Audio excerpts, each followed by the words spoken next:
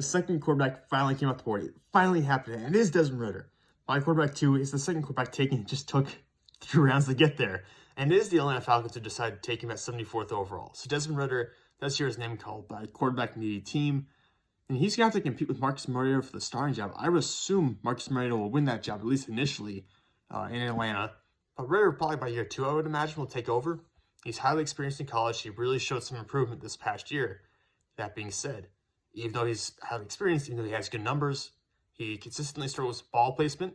He was a little bit overwhelming against Alabama this past year. He doesn't always get all his strength into his deep throws and sometimes short arm some throws.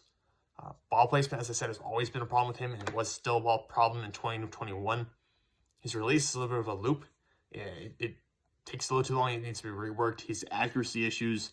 He's got a fairly thin frame that can possibly pose issues with injuries in the future. He's 6'3", 207 pounds.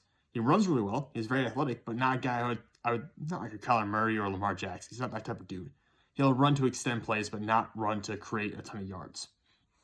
His stats this past year: 251 completions for 3,334 yards, 30 touchdowns, and just 8 interceptions, plus 355 rushing yards and 6 touchdowns. And a very good player, but I'm not sure about his long-term future in the NFL.